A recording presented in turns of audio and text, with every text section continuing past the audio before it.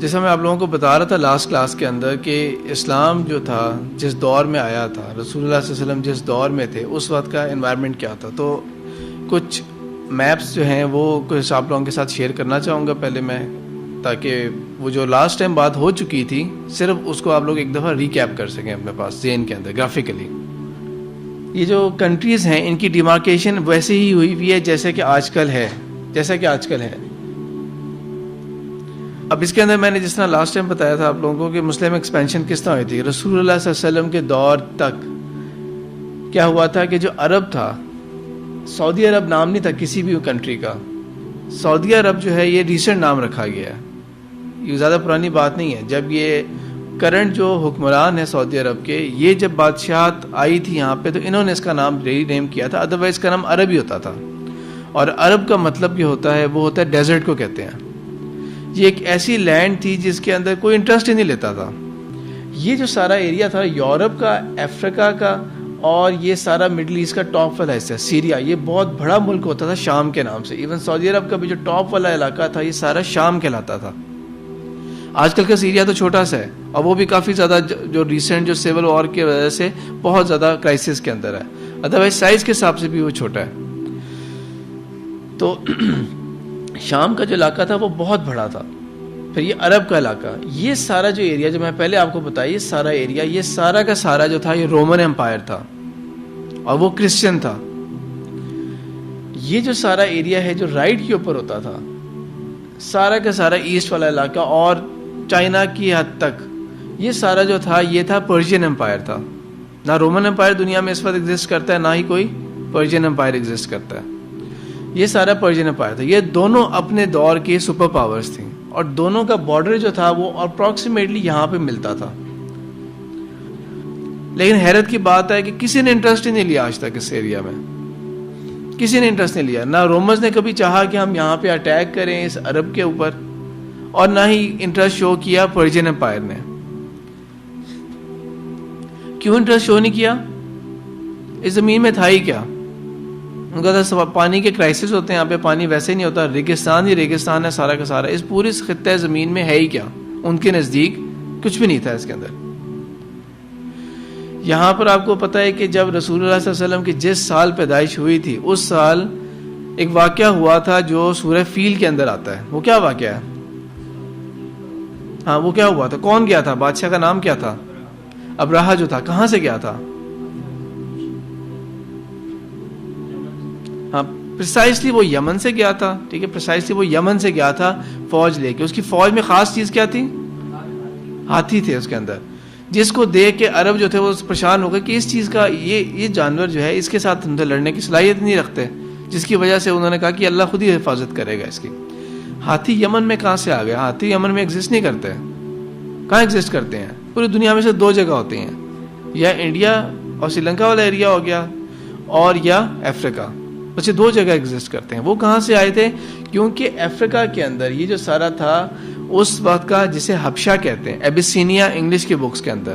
آج کل بھی ایبیسینیا نام کا کوئی ملک نہیں ہے. آج کل کس نام کا ملک ہے؟ ایتھوپیا نام کا ملک ہے اس علاقے کے اوپر، اور اسی کے ساتھ جو ہے وہ سوڈان بھی آتا ہے. تو اس علاقے کے اندر رومنز کا انفلوئنس تھا. رومنز ڈائریکٹ یہاں پہ حکومت نہیں کرتے تھے. ان کا آپ سمجھ لیں کہ بہت کلوز ایلائی ایک کرسچن بادشاہ تھا جو حکومت کرتا تھا. تو جب یہ واقعہ ہوا تھا یہاں پر، اصحاب اخدود کا واقعہ جب ہوا تھا، تو اس کے بعد کرسچنز کی ہیلپ کرنے کے لیے یہاں سے سمندر کے کراس وہ فوج گئی تھی جس کے اندر ہاتھی بھی شامل تھے. اور اس کے بعد یمن جو تھا اور یہ نجران کا علاقہ جو نیچے تھا، یہ بھی سارا کا سارا عیسائی تھا. آپ لوگوں نے قرآن کے اندر سورہ آل عمران کے اندر واقعہ پڑھ لیا جو مسلمانوں کا ہوا تھا مکالمہ عیسائیوں سے. نجران کے عیسائی آئے تھے، پڑھ لیا ہوگا نا آپ لوگوں نے، نجران کے عیسائی آئے تھے. تو نجران کا علاقہ کون سا ہوتا تھا؟ یہ جو لوور پارٹ ہے سعودی عرب کا اور یمن والا علاقہ، اس علاقے کے اندر کرسچنز آباد تھے، عرب کرسچنز.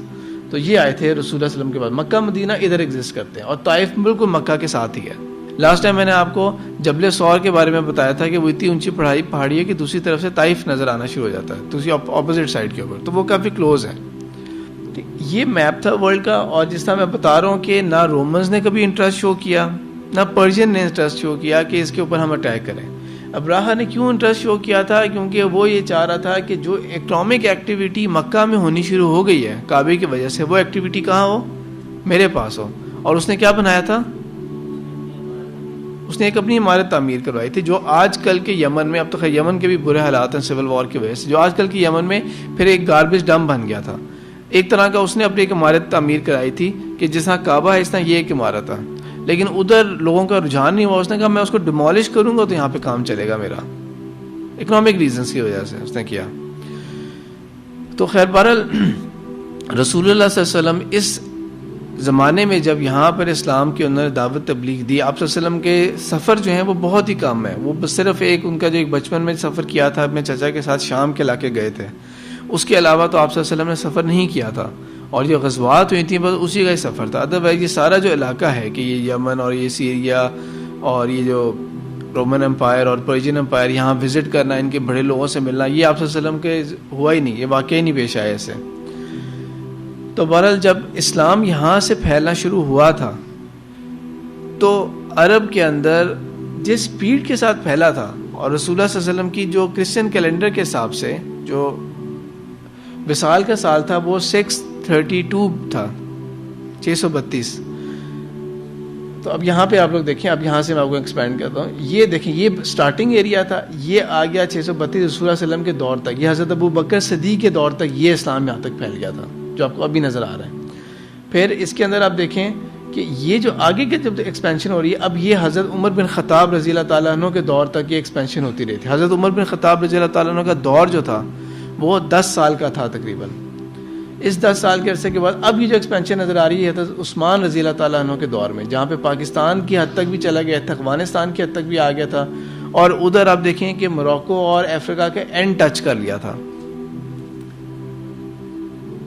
یہ کتنی ایکسپینشن کتنے سالوں میں ہوئی ہے؟ جو یہ اس والے پہلے میپ کے حساب سے 632 سے 655 تک، 632 سے 655 تک صرف کتنے سال؟ 23 ایئرس. Only 23 years. اتنا بڑا علاقہ جو تھا یہ اسلام کے اس میں آ گیا تھا، سلطنت میں شامل ہو گیا تھا. فتوحات کی کیوں تھی مسلمانوں نے؟ بتائیں آپ لوگ کیوں کی تھی؟ اس دور کو پہلے امیجن کریں آپ لوگ، تاکہ اس چیز کو پھر انڈرسٹینڈ کر سکتے ہیں کہ یہ ایسا ہوا کیوں تھا. اس دور کے اندر کیا ہوتا تھا کہ جو بادشاہ ہوتے تھے ان کا ایک مذہب بھی ہوتا تھا، اور کچھ بادشاہ تو ایسے بھی ہوتے تھے کہ جن کے اندر ان کے مذہب کے اندر جو بادشاہ ہوتا تھا وہ ایک خدا کا روپ بھی ہوتا تھا، جیسا فرعون کے ہاں بھی ہوتا تھا. ان کے ہاں بہت سارے خدا تھے، بہت سارے خداؤں کے نام تھے. تو ان میں سے ایک وہ بھی سمجھتے تھے کہ جو کرنٹ بادشاہ ہوگا وہ بھی رب ہوتا ہے، وہ بھی ایک رول ہوتا ہے اس کا، رب. تو عوام تک، عوام جتنی بھی ہوگی اس کے اندر ریلیجس ٹالرنس نہیں ہوتی تھی اس دور کے اندر، کہ آپ ٹھیک ہے ملک تو کرسچن ہے لیکن باقی آپ جو مرضی پریکٹس کرتے رہیں، اپنے ریلیجن کو فالو جس طرح مرضی کریں، ایسے اس چیز کی اجازت ہی نہیں ہوتی تھی.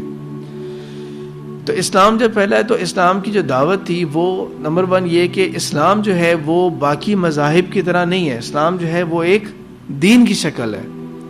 دین کے اندر کیا کیا شامل ہے؟ سب سے پہلے عقیدہ، پھر اس کے بعد عبادات کی مختلف شکلیں، نماز، روزہ، زکوٰۃ، حج. اس کے علاوہ اور کیا شامل ہے اسلام میں؟ اس کے کچھ جو ہیں تہوار ہوتے ہیں یا کچھ ایونٹس ہوتے ہیں، کچھ کسٹمز ہوتے ہیں. مثال کے طور پہ یہ کہ اگر کوئی پیدا ہوتا ہے تو کیا کرتے ہیں؟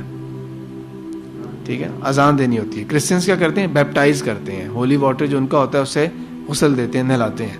لیکن مسلمان کیا کرتے ہیں؟ اذان دیتے ہیں. اور اس کے علاوہ یہ کہ اگر کوئی مر جاتا ہے، فوت ہو جاتا ہے، تو اس کے بعد کیا کرتے ہیں؟ تو اس کے بعد جنازہ پڑھا جائے گا اس کو زمین میں دفنایا جاتا ہے، اس کو جلایا نہیں جاتا، یا اس کو کافن میں نہیں ڈالا جاتا جس طرح کرسچنس کرتے ہیں کہ ڈالتے تو زمین میں ہیں لیکن کافن میں رکھ کے ڈالتے ہیں. نہیں، اس طرح نہیں ڈالنا. ایک خاص ترتیب ہے جس کے حساب سے بتایا گیا ہے. جب شادی ہوتی ہے تو شادی کس طرح کی جاتی ہے؟ تو رسول اللہ صلی اللہ علیہ وسلم نے کس طرح بتایا تھا کہ مسجد کے اندر اللہ تعالیٰ کی جو قرآن کی آیات ہیں ان کے ساتھ اور ایک اوپن ایگریمنٹ کے اندر لوگوں کے گواہوں کی موجودگی میں، وہ تو لیگل پرپس کے لیے کہہ دیا جاتا ہے نا کہ یہ گواہ اس کے ہیں، یہ اتنے 2 گواہ، یہ 2 گواہ، اس طرح کر کے. ورنہ ادروائز جو انوائٹیڈ لوگ ہوتے ہیں سب گواہی ہوتے ہیں اس کے. وہ صرف لیگل میٹرز کے لیے ہوتا ہے کہ فارم کے اوپر کس کا نام لکھیں کہ گواہ کون ہے، منیمم کرائٹیریا کیا تھا. ادروائز جتنے بھی لوگ انوائٹیڈ ہیں وہ گواہی ہوتے ہیں شادی کے. تو یہ جو چیزیں ہوتی ہیں یہ مذہب ہوتی ہیں. اب اس کے اندر ایڈیشنل پارٹ کیا ہے, دین والا پارٹ کیا ہے. اسلام کے اندر ایسا نہیں ہے کہ آپ اس کے علاوہ جو مرضی کرتے رہو, نہیں. اسلام نے آپ کو ایک اکنامکس بتائے ہیں کہ یہ سود حرام ہے, ربا جو ہے وہ حرام ہے, پھر اس کے علاوہ جوا حرام ہے, دھوکے کے اوپر کمایا ہوا حرام ہے, مختلف شکلیں بتائی ہیں کیا کیا چیزیں حرام ہیں, کہ اکنامکس کی کون کون سی شکلیں جو ہیں وہ ناجائز ہیں, منع ہے.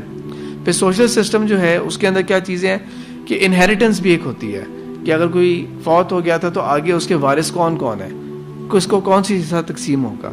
اگر کسی کی شادی ہوئی ہے تو میاں بیوی جو ہیں ان کے آپس میں رائٹس کیا ہوں گے, کیا کس کا حق ہے, کیا کس کا فرض ہے. پیرنٹس جو ہیں ان کے ساتھ پیرنٹس کا کیا فرض ہے اور بچوں کا جو ہے وہ کیا حق بنتا ہے, اور اس طرح ان کی کیا ذمہ داریاں بنتی ہیں. تو ایک پورا سسٹم بنتا ہے. اسی طرح ہی چلتے چلتے ایک اسلام کا ایک نظام بھی ہے جو اللہ تعالیٰ نے بتایا ہوا قرآن کے اندر, سیاست کا نظام. تو یہ کمپلیٹ دین ہے. تو اسلام جو ہے نمبر 1 یہ کہ اسلام پریکٹس ہو ہی کب سکتا ہے, جب اسلام ریاست میں ہوگا, جب اسلام اسٹیٹ میں ہوگا, ملک کے لیول کے اوپر کا, تب صحیح معنوں میں فالو کیا جا سکتا ہے. ادروائز صرف پرسنل لیول کے اوپر پریکٹس کی جا سکتی ہے اسلام کی. تو اس کے اوپر کیا تھا کہ بادشاہت جو تھی ارد گرد کی جتنے بھی علاقوں کی, نمبر 1 ریلیجس فریڈم ویسے بھی نہیں تھا کہ اپنی مرضی کی مسجد بنا سکیں, کچھ کر سکیں, اس چیز کی بھی اجازت نہیں تھی. تو ایک تو فریڈم نہیں تھا, اور اوپر سے یہ کہ اسلام ویسے بھی پریکٹس ہو ہی تب سکتا ہے جب نظام ہوگا اسلام کا. تو اس لیے مسلمانوں نے یہاں پر ارد گرد کے علاقوں کے اوپر فتح حاصل کرنی شروع کر دی, جنگیں ہوئی تھیں, فتح حاصل کرنی شروع کی تاکہ لوگوں کو اس غلامی سے نکالیں جس کے اندر وہ تھے. اس سے ریلیٹڈ ایک واقعہ ہے حضرت عمر بن خطاب رضی اللہ تعالیٰ عنہ کے دور کا, کہ جب مسلمانوں کی جنگیں ہو رہی تھیں پرشین امپائر کے ساتھ, اور پرشین امپائر حضرت عمر کے دور میں ختم ہو گیا تھا, پورا ایک سپر پاور بالکل ختم ہو گئی تھی. تو جب مسلمانوں کی ان کے ساتھ جنگیں ہو رہی تھیں تو ایک جگہ تھی جس کا نام تھا ہیرا, وہاں پر پرشین امپائر کا جو بادشاہ تھا, بادشاہ کہہ رہا ہوں, جو ان کا کمانڈر ان چیف تھا, جو ان کا فوج کا جنرل تھا, رستم نام تھا اس کا, وہ آیا تھا اپنی فوج کو لے کے. 1,20,000 کی فوج تھی, اور اس کے پاس بھی جو فوج تھی اس کے اندر جو ایلیٹ تھی یا پرائم تھی, اس کے اندر ان کے پاس بھی ایک ایلیفنٹ کا آرمر تھا. 33 ہاتھی تھے ان کے پاس اس فوج کے اندر. سعد بن ابی وقاص رضی اللہ تعالیٰ عنہ یہ انچارج تھے اس وقت مسلمانوں کے اس ڈویژن کے, جو پرشین کے ساتھ لڑے تھے اس علاقے میں. انہوں نے حضرت عمر کو لکھا, کیونکہ حضرت عمر نے ان کو کہا ہوا تھا کہ مسلسل آپ نے مجھے اپڈیٹ کرتے رہنا ہے. تو انہوں نے اس طرح یہ مینشن کیا تھا کہ کیا کیا تیاری کر کے آ رہے. مسلمان چند ہزار تھے اس کے مقابلے میں, 1,20,000 وہ, اور ان کے پاس فلی آرمرڈ بھی تھے, اور مسلمان اس تعداد نہیں تھے, کیونکہ مسلمان دونوں سے لڑ رہے تھے, ایک وقت میں دونوں سپر پاور سے لڑ رہے تھے. تو حضرت عمر نے کہا کہ اللہ کے اوپر توکل کرے, بالکل ڈرنے کی ضرورت نہیں ہے کہ وہ کیا تیاریاں کریں کیا نہیں تیاریاں کریں, اللہ کے اوپر ہمارا توکل ہے, ہمارا وسائل کے اوپر نہیں ہے. تو رستم کے ساتھ جب بالکل جنگ کی معاملہ قریب ہوا تھا, تو رستم نے سعد بن ابی وقاص رضی اللہ تعالیٰ عنہ کو پیغام بھیجا کہ اپنے کسی بندے کو بھیجیں, میرے پاس کسی بندے کو بھیجیں جو مجھ سے بات کر سکے اس معاملے میں. تو سعد بن ابی وقاص جو تھے انہوں نے ربیع بن عامر کو بھیجا تھا کہ یہ جائیں میری طرف سے بات کریں. انہوں نے کہا آپ کون, جب آئے تو رستم نے کچھ زیادہ اکنالج نہیں کیا کہ آپ مسلمانوں کے لیڈر. اس نے کہا نہیں, میں مسلمانوں کا ایک عام بندہ ہوں. تو اس کے اوپر اس نے کوئی پسند نہیں کیا تھا. وہ اپنے تھرون کے اوپر بیٹھا ہوا تھا, ایک سونے کا بنا ہوا ایک اس کا تھرون سا تھا, اور کارپیٹس لگے ہوئے تھے جس طرح کیمپ کیے جاتے تھے. تو وہ بادشاہ جو کمانڈر ہوتا تھا اس کا بالکل ایک شاہانہ طریقے سے کیمپ ہوتا تھا. یہ آئے آرام سے, بالکل جب ملنے کے لیے آئے تھے ربیع بن عامر, تو بالکل ایک سادگی کے ساتھ آئے تھے, ان کے ساتھ اپنا ہتھیار اور وہ چیزیں بھی تھیں. آئے ہیں, انہوں نے گھوڑا اپنا کھڑا کیا ہے, اتر کے سیدھا آئے ہیں اس کے کارپیٹ کے اوپر چلتے ہوئے, اور آ کے زمین پہ بیٹھ گئے ہیں, اور کہہ دیا کہ ہم تمہارے ان چیزوں کے اوپر بیٹھنا پسند نہیں کرتے. اور رستم نے یہ نوٹ کیا کہ اس بندے نے کوئی انٹرسٹ شو نہیں کیا, اس نے کوئی اس طرح نہیں کیا کہ کتنا خوبصورت کارپیٹ ہے, یا سونے کا جو بنا ہوا میرا تھرون ہے اس کے اوپر کوئی نظر نہیں ڈالی, یا لباس کے اوپر نہیں نظر ڈالی. اپنا جو نیزہ تھا وہ زمین میں مارا, اور زمین میں مار کے بیٹھ گئے. پھر اس کے بعد رستم نے ان سے بات چیت شروع کی کہ کیا ضرورت کیا ہے تم لوگوں کو, مطالبہ کیا ہے تم لوگوں کا, جنگ کرنے آئے ہو نا, مطالبہ کیا ہے. انہوں نے مطالبہ پیش کر دیا کہ ہمارا مطالبہ کیا ہے, اسلام کا مطالبہ ہے. رستم نے کہا کہ کیا تم لوگوں کو کیا چیز بائی کرے گی, سونا چاہیے تو سونا میں تمہیں دے دیتا ہوں, تمہیں کوئی اور اگر چیز چاہیے, ویلتھ چاہیے, تو وہ میں تمہیں دے دیتا ہوں. تو ربیع بن عامر جو تھے انہوں نے کہا کہ ہم تو اصل میں اللہ کی طرف سے بھیجے گئے ہیں, ہم خود تو نہیں آئے, ہم اللہ کی طرف سے بھیجے گئے ہیں تاکہ لوگوں کو تم لوگوں کی غلامی سے نکال کے اور جہالت کے اندھیروں سے نکال کے اسلام کی روشنی کی طرف لے جائیں اور صرف اللہ کی غلامی کے نیچے لے کے جائیں. باقی اس کے بعد انہوں نے کہہ دیا کہ تمہارے پاس 3 آپشنز ہیں. ایک کیا آپشن ہے, یا تو اسلام قبول کر لو تو ہم بالکل تمہیں چھوڑ دیں گے, تم رہو یہاں پہ, اسلام کا قانون تم نے نافذ کرنا ہے, باقی تم بادشاہ رہو, تم اگر آرمی چیف ہو تو تم آرمی چیف رہو گے, تمہاری تمام جو چیزیں وہ انٹیکٹ رہیں گی, ہم اس کو تمہیں اس چیز سے معزول نہیں کریں گے کہ ٹھیک ہے تم جونیئر ہو گئے ہو اب تم سائڈ پہ ہو جاؤ, تمہاری تمام چیزیں انٹیکٹ رہیں گی. دوسرا آپشن کیا ہے تمہارے پاس کہ اگر تم اسلام قبول نہیں کرتے تو نظام لا جو ہوگا وہ اسلام کا آئے گا, تم یہاں پہ جزیہ دو گے, تم رہ سکتے ہو, تمہارا جو بھی ریلیجن تم اسی ریلیجن کو انٹیکٹ رکھ سکتے ہو, جزیہ دو گے جو ایک نان مسلمس کے اوپر ٹیکس ہوا کرتا تھا. اور اس کے ساتھ ساتھ یہ کہ اگر تمہیں یہ دونوں بھی قبول نہیں ہے تو پھر جنگ فیصلہ کرے گی ہمارے اور تمہارے درمیان. تو اس کے اوپر اس نے تھوڑا وقت مولا, اس کے بعد انہوں نے ان کو 3 دن کی مہلت دے دی کہ آپ صلی اللہ علیہ وسلم نے ہمیں یہ بتایا تھا, ہم نے ان سے یہ سیکھا تھا کہ 3 دن تک کی مہلت دی جا سکتی ہے. اگلے دن رستم نے دوبارہ سعد بن ابی وقاص کو یہ پیغام بھجوایا کہ وہ جو بندہ آیا تھا نا کل اس کو دوبارہ بھیجیں, اور اپنے جو ایڈوائزرز تھے ان کو یہ کہہ دیا کہ یہ بندہ آیا تھا اس کے اندر بڑی دانش اور بڑی حکمت تھی اس کے اندر, اور میں نے یہ دیکھا ہے کہ اس کی چال میں اور اس کے چلنے میں اور اس کی بات چیت میں نا کوئی دنیا کا لالچ شامل نہیں تھا, اس کو کوئی لالچ نہیں تھا کسی چیز کا, اس کو کوئی چیز اٹریکٹ نہیں کی تھی. اگلے دن سعد بن ابی وقاص رضی اللہ تعالیٰ عنہ نے کسی اور کو بھیج دیا, پھر تیسرے دن بھی جب بلایا تو تیسرے دن بھی کسی اور کو بھیج دیا, اور تینوں نے ایک ہی قسم کی بات کی. اس نے جب ان سے بات کی انہوں نے ایک ہی طریقے سے کہا, ایک ہی انداز ہے. تو اس کے اوپر رستم نے یہ کہا, لڑے تو تھے, جنگ ہوئی تھی, لیکن رستم نے اپنے ایڈوائزرز کو یہ کہہ دیا کہ یہ جو فوج ہے اس کو شکست دی نہیں جا سکتی, اس کے تو عام بندے آ رہے ہیں, ہر روز ایک نیا بندہ آ رہا ہے, عام بندہ ہے, ایسا نہیں ہے کہ ان کے پاس کوئی ایک ہی کام کا بندہ ہے تو یہ کہیں کہ ہاں یہ اس کو بات کرنی آتی ہے یا اس کو حکمت آتی ہے.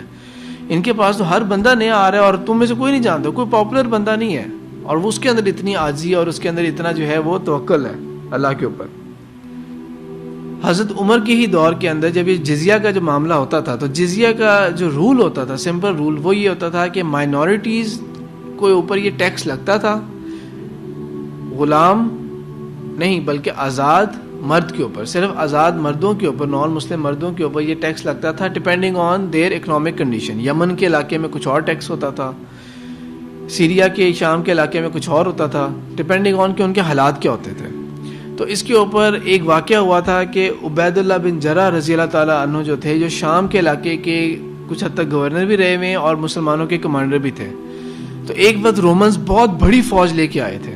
شام کا جو ٹاپ والا علاقہ تھا یہ زیادہ تر کرسچنز ہی لوگ تھے, جن کو کاپٹک کرسچنز کہا جاتا ہے. آج کل بھی یہ کرسچن جو اس علاقے میں پائے جاتے ہیں, جس طرح لیبنان کے اندر کرسچنز ہیں, یہ وہی لوگ ہیں جو عرب ہیں اور نسل در نسل کرسچن چلے آ رہے ہیں, یہ ہوئے نہیں, اسلام میں آئی نہیں ہے.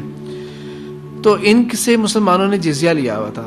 جب رومنز بہت بڑی فوج لے کے آئے اور مسلمانوں نے ایک اسٹریٹجک پوزیشن اختیار کرنی تھی کہ ایک ایسی جگہ سے جا کے ڈیفینس کرنا تھا کہ جہاں پہ دوبارہ شکست نہ ہو سکے, تو تھوڑا سا ریٹریٹ کرنا تھا پیچھے, تھوڑا سا علاقہ واپس چھوڑنا تھا, اور ایک ایسی جگہ کے اوپر بیٹل لائن ڈرا کرنی تھی تاکہ وہاں پر رہ کے مسلمان جو ہیں وہ آرام سے رومنز کا مقابلہ کر سکیں, ایک اسٹریٹجک پوائنٹ کے اوپر جہاں پہ پانی بھی ہو, جہاں پہ ڈیفینس کے لیے کوئی نیچرل کنڈیشنز فیوریبل ہو. تو اس سال کیا کیا حضرت عبید اللہ بن جرح نے کہ حکم دیا کہ جو جزیہ ہم نے اس سال کا کلیکٹ کیا تھا وہ سارا ان لوگوں میں واپس لوٹا دو. تو اسی طرح کیا گیا, لوگوں کو پتہ لگا کہ کیا ہو رہا ہے, کیا معاملہ کیا ہے. تو انہوں نے کہہ دیا کہ اس طرح جو ہے ہم لوگ تم سے کیوں لیتے ہیں ٹیکس, وجہ کیا ہے؟ وجہ یہ ہے کہ ہم لوگ تم لوگوں کو پروٹیکٹ کرنا ہوتا ہے, تم لوگوں کو حفاظت دینی ہوتی ہے. ہم نے وہ پروٹیکشن ہم نہیں کر پا رہے کیونکہ رومنز آ رہے ہیں, ہم ریٹریٹ کر رہے ہیں. اگر اللہ نے ہماری مدد کی اور ہم نے چاہا تو جو ہمارا تمہارا معاہدہ ہوا ہے وہ پھر برقرار رہے گا کہ اگر ہم لوگ فاتح ہو گئے, ورنہ ادروائز ابھی ہم لوگ کیونکہ ابھی ایٹ دس مومنٹ ہم اس پوزیشن میں نہیں ہے کہ تمہیں پروٹیکٹ کر سکیں, تو تمہیں واپس کر دیا گیا. رومنز کون تھے؟ کرسچنز تھے. یہ جو علاقے میں لڑنے والے لوگ تھے جو کاپٹکس تھے, یہ کون تھے؟ یہ بھی کرسچنز تھے. ان لوگوں نے عبید اللہ بن جرح کو کیا دعا دی کہ ہم اپنے رب سے, ان کا رب کون؟ وہ تو ٹرینٹی میں بلیو کرتے ہیں نا, وہ تو عیسیٰ علیہ السلام کو خدا کا بیٹا مانتے ہیں. ہم اپنے رب سے دعا کریں گے کہ وہ تم لوگوں کو فاتح کرے. کیونکہ اگر رومنز ہمارے اوپر آ گئے, حاوی ہو گئے, ہمارے اوپر فاتح ہو گئے, تو وہ کبھی بھی ہمارے اوپر یہ احسان نہ کرتے جو تم عدل کر رہے ہو ہمارے ساتھ. تو انہوں نے اپنے مذہب کے مطابق مسلمانوں کے لیے دعا کی کہ یہ کسی طرح سے اللہ یہ لوگ کامیاب ہوں, ان لوگوں کو کامیابی نصیب ہو. پھر اس کے ساتھ ساتھ یہ کہ حضرت عمر بن خطاب رضی اللہ تعالیٰ عنہ کے بارے میں آپ کو میں نے بتایا تھا کہ ان کا ایک معمول تھا. وہ کیا تھا کہ وہ رات کو انونیمس بن کے گشت کیا کرتے تھے حالات معلوم کرنے کے لیے. اور انہوں نے اپنے باقی تمام گورنر جو ہوتے تھے ان کے اوپر ایک رول لگایا ہوتا تھا کہ آپ لوگوں نے بھی اپنے گھر تک کا ایکسیس ہے وہ روکنا نہیں ہے. ایسا نہ ہو کہ آپ لوگ جو ہیں لوگ آپ سے ملنا چاہ رہے ہو اپنے پرابلم ڈسکس کرنے کے لیے, اور آپ نے اپنے بڑے بڑے گھر بنائے ہوئے ہیں, گیٹس بنائے ہوئے ہیں, گیٹ کیپر بنائے ہوئے ہیں, اور اس طرح کر کے آپ بس اس طرح کی زندگی گزار رہے ہیں. تو اس طرح حضرت عمر بن خطاب رضی اللہ تعالیٰ عنہ کو معلوم ہوا کہ ان کے ایک گورنر نے ایک گھر سا بنایا اپنا, جس کے باہر ایک کوٹری بنائی ہے گارڈ ہاؤس ٹائپ, جس کے اندر ایک گیٹ کیپر, گیٹ سا ہے اور گیٹ کیپر ہے. تو حضرت عمر بن خطاب رضی اللہ تعالیٰ نے کیا کیا کہ ایک خط دے کے بھیجا گورنر کے لیے, اور جس کے ہاتھ یہ خط بھیجا تھا ان کو کہا تھا پہلا کام تم نے یہ کرنا ہے کہ وہ جو باہر انہوں نے گارڈ ہاؤس بنایا اور گیٹ بنایا نا, اس کو سب سے پہلے آگ لگانی ہے. اور یہ کہنا ہے کہ اس چیز کی قطعاً اجازت نہیں ہے, عوام کو ایکسیس ہونا چاہیے کہ وہ جب چاہیں آ کے اپنے پرابلمز ڈسکس کر سکتے ہیں, ان کو جب اس کی ضرورت محسوس ہو. حضرت عمر بن خطاب رضی اللہ تعالیٰ عنہ کے ہی دور میں اسی سے ریلیٹڈ, یہ جو گیٹ کیپر والی بات ہے اس سے ریلیٹڈ, پرشینز کا ایک جنرل تھا جو مسلمانوں کے ساتھ 2-3 دفعہ معاہدے کر چکا تھا, اور ہر اپرچونٹی کو ڈھونڈتے ہوئے اس نے اس معاہدے کو توڑا تھا. تو ہرمزان جو ہے اس کو جب پیش کیا گیا حضرت عمر کے پاس کے لایا گیا, تو وہ کس طرح آیا تھا, جس طرح کے اس دور میں لوگ آیا کرتے تھے کہ اپنے بڑے بڑے سے انہوں نے گاؤنز پہنے ہوتے تھے جن کے اوپر گولڈ بھی لگا ہوتا تھا, موتی بھی لگے ہوتے تھے, ہیرے بھی ہوتے تھے, اور اس طرح اپنے بڑا سا وہ جو ایک تاج ٹائپ چیز بھی پہن کے آیا تھا حضرت عمر کے پاس. اور وہ ایکسپیکٹ یہ کر رہا تھا کہ جس طرح ہمارے ہاں ہوتا ہے کہ ہمارے ہاں وہ گورنر تھا خود, ہمارے یہاں ہوتا ہے کہ جس طرح گورنر اگر ہوتے ہیں تو وہ ان کے ایک محل ہوتا ہے, محل کے اندر ایک بہت پروٹوکول ہوتا ہے جس سے جانا پڑتا ہے, ایک بہت لمبا ہال ہوگا جس کے اندر واک کر کے جائیں گے, اور آگے جا کے ایک دربار ہوگا جس کے اندر بہت ایک پروٹوکول دینی پڑے گی, عزت دینی پڑتی ہے. تو اس نے ایکسپیکٹ کر رہا تھا, اور خاص طور پہ یہ تو خلیفہ ہے مسلمانوں کے, تو یہ تو بہت بڑا کوئی دربار ہوگا اس کا. تو وہ جب آیا, ہرمزان جب آیا تو اس نے دیکھا تو اس کو کوئی ایسی چیز نظر نہیں آئی. سینٹرل پلیس کیا تھا, مسجد نبوی تھی سینٹرل پلیس. وہ وہاں پہ گیا, وہاں پہ بھی اس کو نہیں کوئی بندہ نظر آیا, نہ کچھ, نہ کوئی محل. اس نے کہا تم لوگوں کا بادشاہ کدھر ہے؟ تو اس کو بتایا کہ ہمارا بادشاہ نہیں, ہمارے خلیفہ ہیں. کدھر ہے تمہارے خلیفہ, کدھر ہے؟ تو ادھر ایک تھا, ایک بچہ تھا, اس نے بتایا کہ یہ مسجد کی جو سیدھی طرف ہے نا, یہاں پہ پیچھے کی طرف باہر سو رہے ہیں. تو اس نے جا کے دیکھا کہ وہ جس طرح ایک گاؤن پہنا جاتا ہے نا, جیسا آپ نے دیکھا ہوگا یہ سعودی بھی پہنتے ہیں, گاؤن پہنتے ہیں ایک طرح کا, اس طرح کا ایک گاؤن سا تھا جس کو حضرت عمر نے لپیٹ کے تکیا بنا کے اس کے اوپر سو رہے تھے. تو وہ آ کے جب پاس کھڑا ہو کے دیکھا, اس نے کہا یہ خلیفہ ہیں؟ انہوں نے کہا یہ خلیفہ ہے ہمارے. اس کی گارڈز کدھر ہیں ان کے؟ وہ چیزیں کہنا ان کے کوئی ہمارے کوئی گارڈز نہیں ہوتے. جب یہ بات ہوئی تو حضرت عمر کی اس چیز کے اوپر آنکھ کھل گئی کہ کیا بات کیا ہو رہی ہے اور کس طرح ڈسٹربنس کی وجہ سے. تو اس کے اوپر جب بات ہونی شروع ہوئی تو حضرت عمر نے اس کو پہلے یہ کہا کہ پہلے تو یہ سب کچھ اتار کے آؤ, جو تم پہن کے آئے نا سب کچھ اتار کے آؤ, تب میں تم سے بات کروں گا. تو یہ مسلمانوں کا ایک لائف سٹائل ہوتا تھا, ایک سٹینڈرڈ ہوتا تھا. بیزنٹائن امپائر, جو رومن امپائر آپ کو بتایا تھا کہ اس کا ایسٹرن ونگ تھا, اس کے اندر کچھ لوگ آئے تھے حضرت عبید اللہ بن جرہ رضی اللہ تعالیٰ سے ملنے کے لیے. جنگیں ہوتی رہتی تو جنگوں کے بیچ میں ظاہری بات ہے کچھ چیزیں ڈسکس کرنے کے لیے آنا پڑتا تھا. اس طرح وہ آئے ملنے کے لیے, انہوں نے معلوم کیا تم لوگوں کا کون ہے, اس علاقے کا گورنر اور کمانڈر کون ہے. تو انہوں نے بتایا وہ بیٹھا ہوا جو زمین کے اوپر. تو اس نے دیکھا کہ وہ زمین کے اوپر بیٹھے ہوئے ہیں اور ان کے پاس اپنا وہ کمان اور وہ اسلحہ تھا, اس کو بس صاف وغیرہ کر رہے ہیں. تو آ کے پوچھا کہ تم ہو یہاں کے لیڈر؟ ہاں میں یہاں کا ریجنل لیڈر ہوں. تو انہوں نے کہا معاملہ کیا ہے, یہ سارا معاملہ کیا ہے؟ تو انہوں نے کہا کہ نہیں, ہم لوگ مٹی پہ بیٹھتے ہیں, مٹی پر ہی سوتے ہیں, مٹی میں ہی ہم لوگوں نے رہنا ہوتا ہے, یہی ہمارا گھر ہے. اور یہاں پر بیٹھنے سے, مٹی پر سونے پہ, مٹی میں رہنے سے اللہ کے نظر میں ہماری کوئی عزت کم نہیں ہوتی، بلکہ اللہ کے نظر میں ہمارا ریوارڈ اور بڑھتا ہے. حضرت عمر بن خطاب رضی اللہ تعالیٰ عنہ حضرت عبید اللہ بن جرح سے کہا انہوں نے، جب یہ سیریا کے دورے کے اوپر گئے تھے. حضرت عمر دورہ بھی صوبوں کا بھی دورہ کیا کرتے تھے، جس طرح میں لاسٹ ٹائم بتایا تھا، اور حضرت علی بن طالب رضی اللہ تعالیٰ عنہ کو اپنی جگہ نائب بنا کے جایا کرتے تھے کہ میری ایبسنس میں جو لوکل میٹر جتنے بھی ہیں وہ سارے آپ نے ہینڈل کرنے، کیونکہ ہر چیز کا، ہر قسم کا خط، ہر چیز جو تھی، ہر میسج، ہر پیغامبر جو ہوتا تھا وہ مدینہ آیا کرتے تھے. اور حضرت عمر بن خطاب نے یہ بھی میک شور کیا ہوتا تھا، جو ان کی اپنی شورا ہوتی تھی، جو ایڈوائزری کونسل ہوتی تھی، یہ میک شور کیا ہوتا تھا کہ یہاں پر جو بڑے صحابہ ہیں جنہوں نے رسول اللہ صلی اللہ علیہ وسلم کے ساتھ زیادہ وقت گزارا تھا، جنہوں نے آپ صلی اللہ علیہ وسلم سے زیادہ سیکھا تھا، دین کا زیادہ علم ہے، وہ مدینہ چھوڑ کے نہ جائیں، تاکہ یہاں پہ جب بھی ہمیں کوئی نیا مشورہ کرنا پڑے ہم کر پائیں. تو حضرت عمر جب وہاں پہ گئے ہوئے تھے سیریا، تو انہوں نے سارے معاملات دیکھے اور کچھ صحابہ سے ناراض بھی ہوئے تھے کہ یہ تم لوگوں کا جو دنیا داری والا طریقہ بنتا جا رہا ہے یہ مجھے پسند نہیں ہے. حضرت عبید اللہ بن جرح کو کہا کہ آپ مجھے اپنا گھر دکھائیں. تو انہوں نے کہا میرا گھر دیکھ کے آپ کیا کریں گے، آپ کو شاید رونا ہی آئے گا. انہوں نے کہا نہیں، میں نے پھر بھی دیکھنا ہے. وہ چلتے ہوئے گئے اس قدر خوبصورت جگہ جہاں پہ صفائی کا اتنا اچھا نظام تھا، جہاں پہ لوگوں کی خوشحالی کا بہت اچھا بندوبست تھا.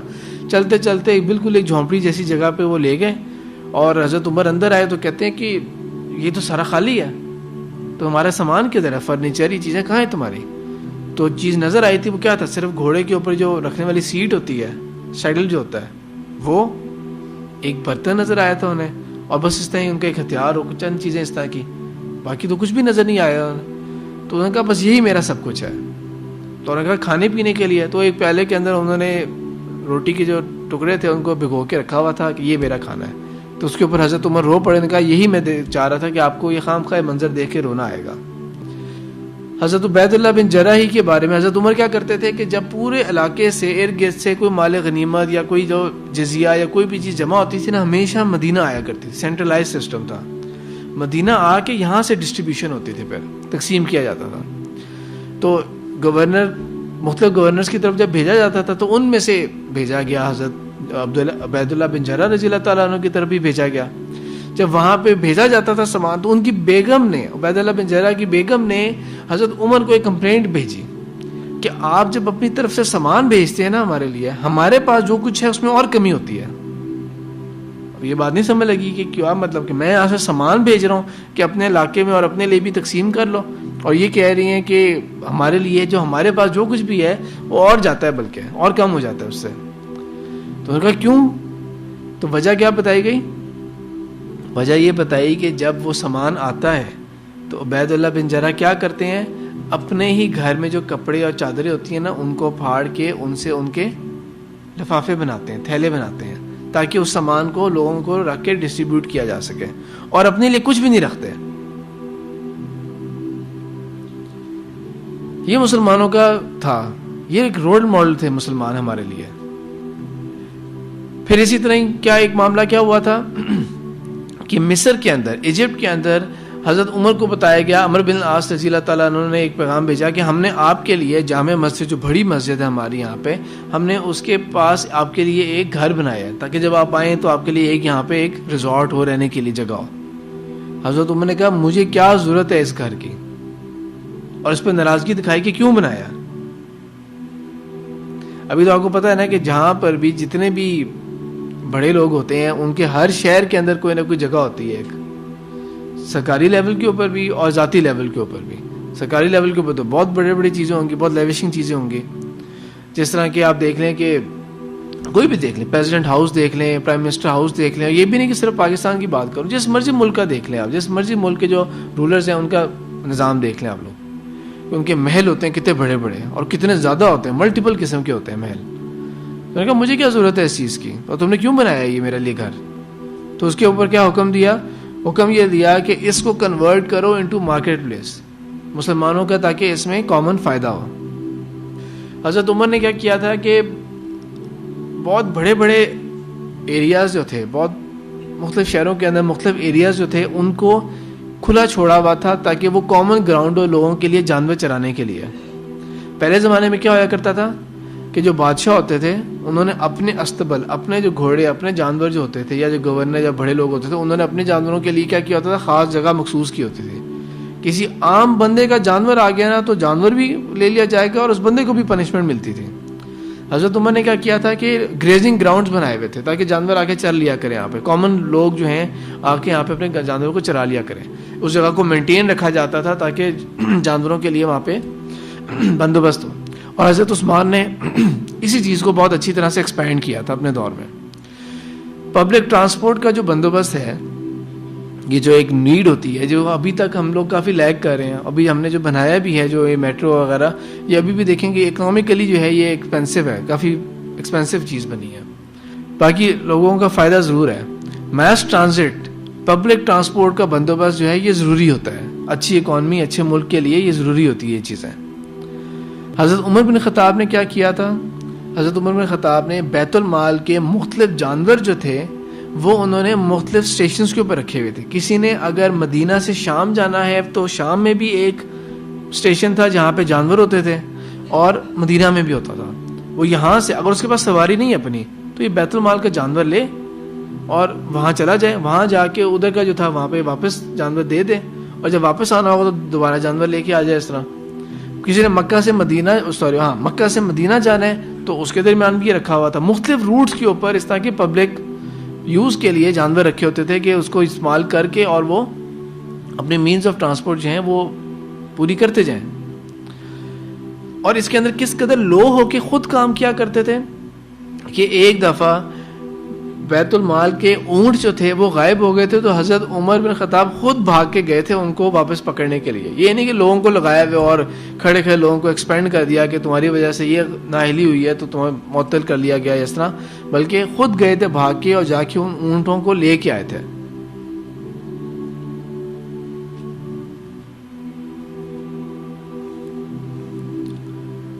جو علاقے مسلمانوں نے فتح کیے تھے، جس طرح آپ میپ میں دیکھیں، اتنا بڑا ایریا جو ہے جب مسلمانوں کا آتا گیا تھا تو یہ ہیوج ہوئی کنٹریز، یعنی کہ پورے کے پورے ملکوں کے ملک جو تھے وہ مسلمانوں کے ریاست کے اندر آ گئے تھے، شامل ہو گئے تھے. اب پہلے وقتوں کے اندر کیا ہوا کرتا تھا کہ جو بادشاہ ہوتے تھے ان کے لیے تمام کسان جو ہوتے تھے وہ کام کریں گے، کھیت کاٹیں گے، ان کی جو فصل ہوتی تھی وہ آرمی آ کے کلیم کر لیا کرتی تھی، اس میں سے غلہ نکال لیا کرتے تھے سارا کا سارا جو ان کو چاہیے ہوتا تھا، اور تھوڑا بہت جو ہوتا تھا ان کو بالکل ہی لو لیول پہ رکھنے کے لیے ان کو دے دیا کرتے تھے، بس اس سے زیادہ نہیں.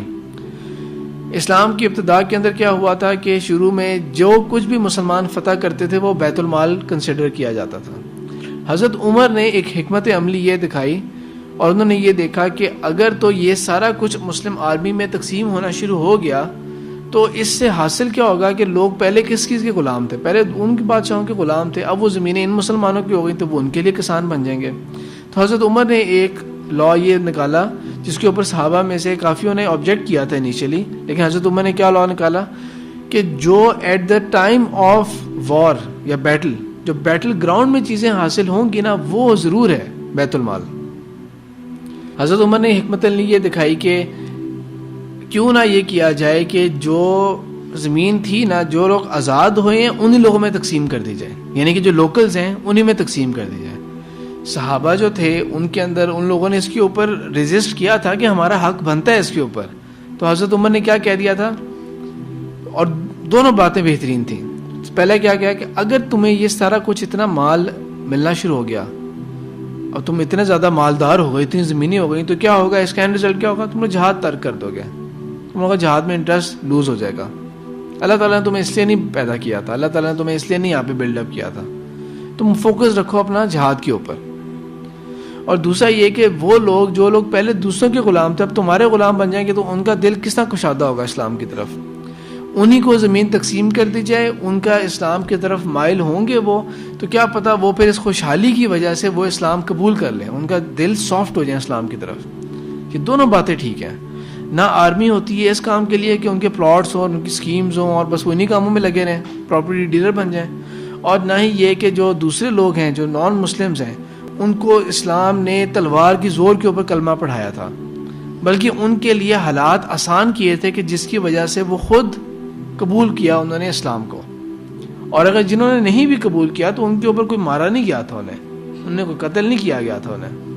تو اس طرح حضرت عمر نے جب یہ حکمت عملی دکھائی کہ نہیں وہ زمین انہی لوگوں میں تقسیم کی جائے تو اس سے بہت اچھے نتیجے نکلے.